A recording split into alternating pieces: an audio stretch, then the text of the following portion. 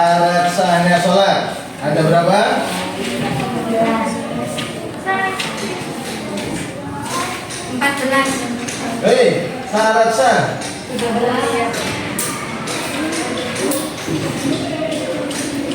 berapa kedua? Syarat sah sholat satu, beragama Islam. halaman 62. Ya. Ya, satu beragama Islam. Berarti orang Islam wajib. Sholat. Oh, itu syarat wajib ya, syarat wajib sholat yaitu yang pertama Islam, yang kedua balik ke kemarin.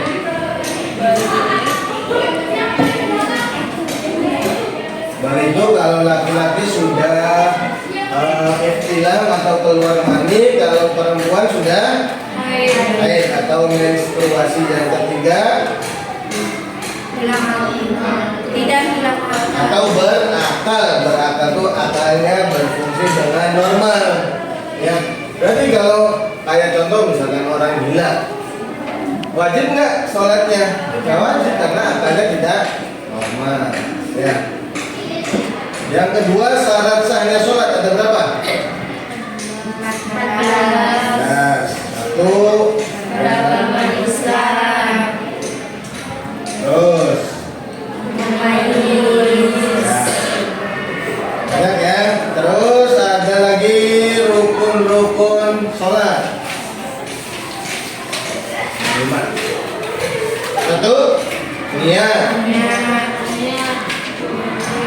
Terus berdiri bagi yang syarat wajib, syarat sah sholat, rukun-rukun sholat. Sekarang sunnah-sunnah sholat ada apa lagi?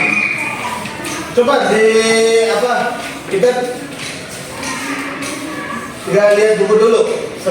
Kita belajar dengan tiga textbook dulu. Yang biasa kalian lakukan yaitu tentang sholat. Yang terus di bagian sunnah-sunnahnya sholat itu apa lagi? Yang pertama niatan rukun. Yang pertama membaca doa iftitah. Doa iftitah itu masuk dalam kategori sunnah dari sholat. Terus ada lagi membaca setelah Fatihah dia membaca surat. Ya, itu juga sunnah. Berarti kalau sunnah tidak dilakukan juga nggak apa-apa. Paling kita tidak mendapatkan pahala kesunahan sholatnya itu ya. Terus ada lagi sunnah-sunnahnya sholat mengucapkan amin ketika setelah selesai membaca surat Al-Fatihah. Membaca apa lagi? Yang sunnah-sunnah sholat tahiyat awal. Kalau tahiyat akhir itu masuk dalam kategori rukun sholat. Jadi kalau misalkan kalian tahiyat awal kan itu ada di rakaat kedua ya. Kalau yang sholat yang rakaatnya cuma 4 itu kalau misalkan setelah sujud kalian lupa, harusnya kan tahiyat, lupa langsung berdiri, sah nggak sholatnya? Sah. Paling nanti kita setelah tahiyat selesai, sebelum salam kita harus atau disunahkan untuk melaksanakan sujud sahwi. Sujud sahwi itu yang ketika kita lupa untuk melaksanakan sunnah-sunnah abad dari sholat itu ya. Saya akan mencoba praktek ya. Praktek kalian maju satu-satu untuk melaksanakan sholat mulai dari niat sampai dengan salam. Maju di depannya. Siap? Siap lah. Masa nggak siap? Nah, saya sebutkan aja. Artika Indonesia. Maju. Kan udah terbiasa sholat kan? Biasa sholatnya? Biasa. Berapa kali sholatnya dalam satu hari? 5 ya. Silakan mau di sini. Terus dulu. Ya. Silakan praktek untuk sholat. Sholat apa aja? Usolli.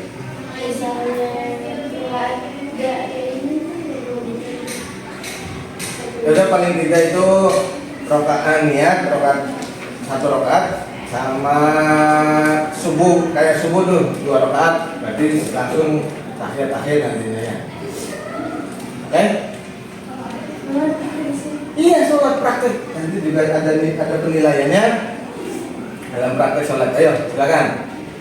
Usolli fardhan.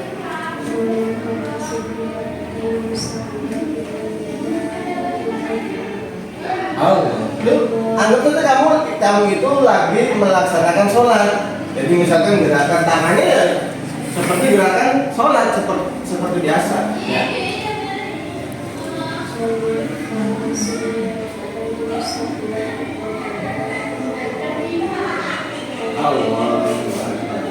Allahu Akbar.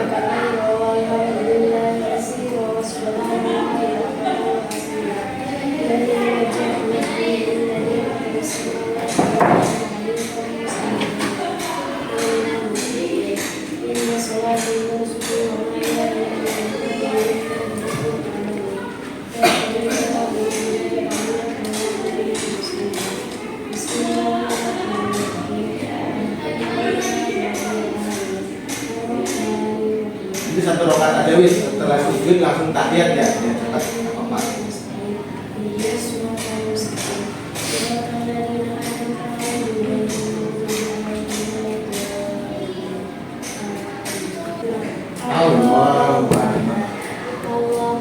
Untuk sujud, untuk ruku diusahakan kepala dengan apa namanya belakang tuh punggung atau bibir itu rata ya. Coba ruku, kepalanya rata diturunkan. Nah seperti itu. Terus subhanallah. Sami Allah. Rabbana lakal hamd.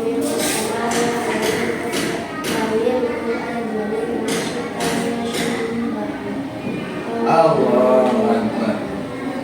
Oh, dulu. Nah, coba dibukakan ini kakinya. Nah, apa namanya? Anggapnya terbiasa. Nih, dalam sholat, coba aku.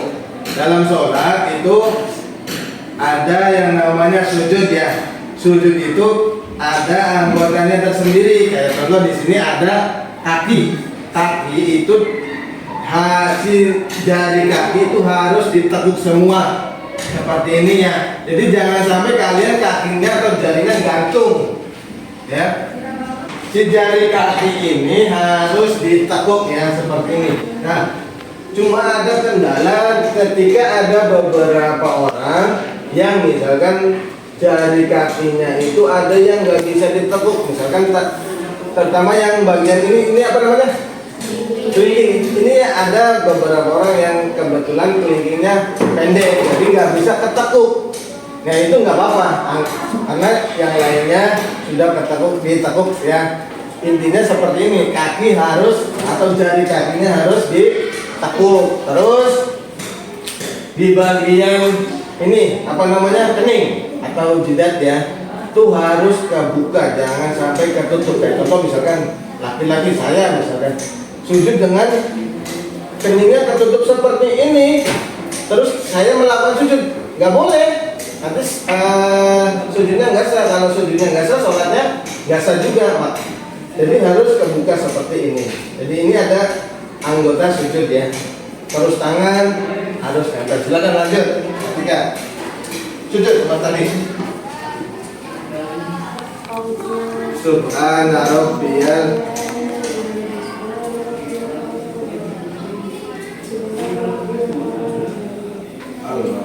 langsung tahiyat, duduk tahiyat akhir.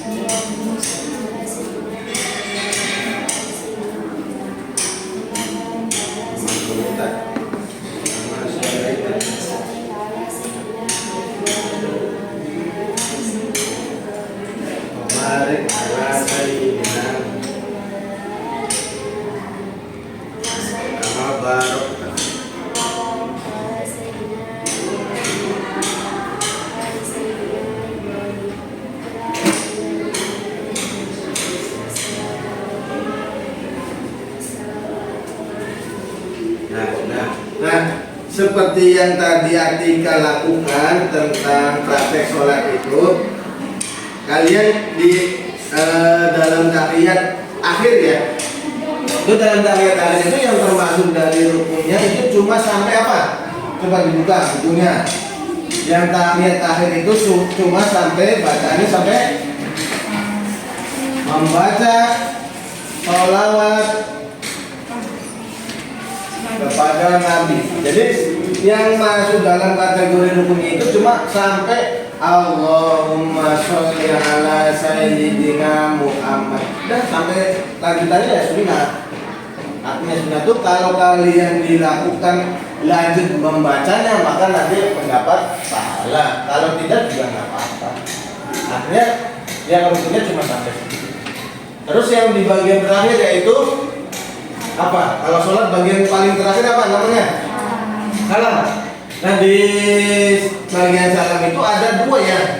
Ada salam yang pertama, ada salam yang kedua. Atau salam yang pertama itu nengoknya sebelah kanan, yang salam yang kedua itu menengok sebelah kiri. Nah di situ ada yang masuk dalam kategori rukun itu salam. Apa salam yang pertamanya saja, apa dua-duanya masuk dalam kategori rukun? Ada yang bisa jawab? Ngacu dulu dong. Ya, yang rukun bisa. Yang masuk dalam kategori rukun sholatnya cuma salam pertamanya saja. Ya, sip. Jadi rukun sholat itu di bagian salam yang wajib atau yang rukunnya itu cuma salam yang pertama. Jadi salam yang kedua masuk dalam kategori yang kedua berarti sunnah, ya. Oh seperti itu. Jadi apa semuanya? Terus ada lagi sunnah-sunnahnya membaca tasbih subhana rabbiyal a'la subhana rabbiyal azimi sebanyak 3 kali, sunnahnya 3 kali, ya. Ya itu syarat wajib, syarat wajib dan syarat sholat sudah, rukun-rukun sholat sudah. Karena sunnah-sunnah sholat tadi sudah ya. Ada lagi perkara-perkara yang membatalkan sholat. Ayo, siapa yang bisa menjawab tentang perkara-perkara yang membatalkan sholat? Datangnya hadis Rasulullah. Langsung dulu. Langsung. Saya Pak, siap. Atika lagi. Satu. Datangnya hadis Rasulullah. Ya, ketika kalian itu sedang melaksanakan sholat, terus kalian itu keluar hadas ya, baik itu hadas kecil ataupun hadas besar, maka sholatnya menjadi batal. Satu. Yang kedua, perkara yang membatalkan sholat yang kedua siapa lagi? Apalagi? Terus siapa yang mau menjawab? Siapa namanya? Nabila. Makan dan minum meskipun hanya sedikit. Makan dan minum meskipun sedikit. Jadi ketika kalian lagi sholat makan, ya batal sholatnya. Paham ya? Terus yang ketiga, perkara yang membatalkan sholat yang ketiga yaitu ada lagi. Siapa namanya? Hah? Puspa. Nah, Puspa. Ya. Tertawa lebar ketika dalam sholat. Tertawa lebar ketika dalam sholat. Ya ketawa lah ya. Kalau senyum batal nggak? Kamu sholat terus cuma senyum. Batal nggak sholatnya? Nggak ya. Kalau ketawa lebar. Ada lagi terus. Lanjutannya. Siapa namanya? Perkara yang membatalkan sholat ini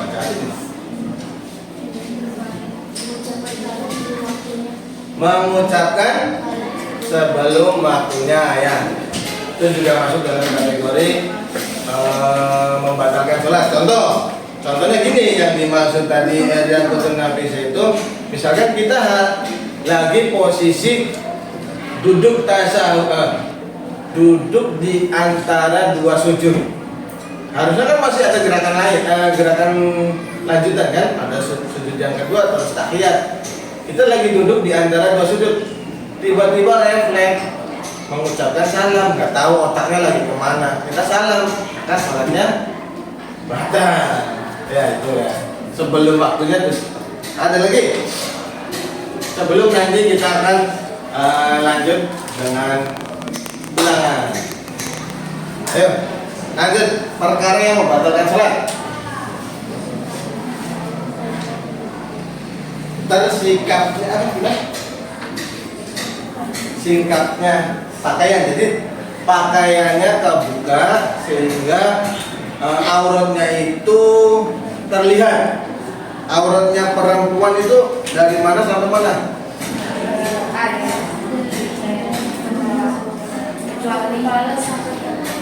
Semua anggota badan bagi perempuan itu masuk dalam kategori aurat ya, kecuali muka dan telapak tangan.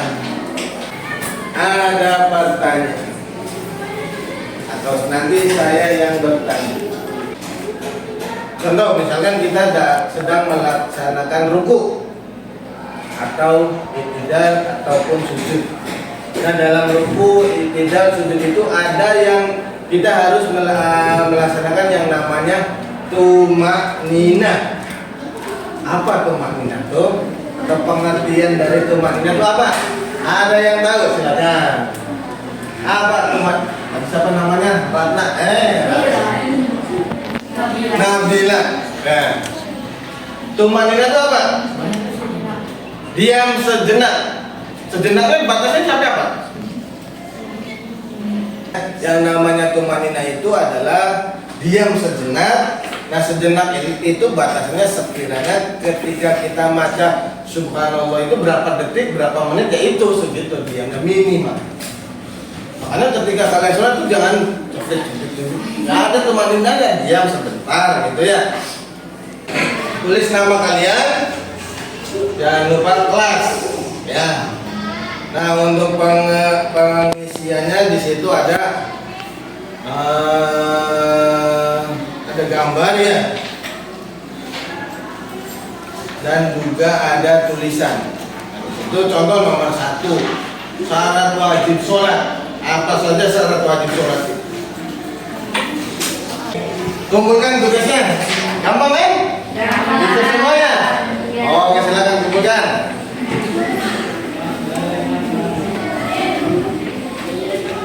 Dan alhamdulillah pada pertemuan kali ini berjalan dengan lancar ya, nggak ada kendala apa-apa ya. Mari kita tutup pada pertemuan kali ini dengan membaca surat Al-Fatihah. Bismillahirrahmanirrahim. Alhamdulillahirabbil alamin. Ar-Rahmanirrahim. Maliki yaumiddin. Iyyaka na'budu wa iyyaka nasta'in. Ihdinas siratal mustaqim.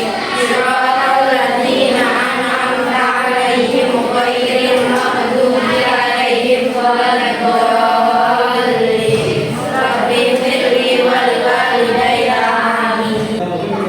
Bagaimana perasaan kalian dalam menghadapi pelajaran pada hari ini? Semangat. Semangat ya, itu semangat.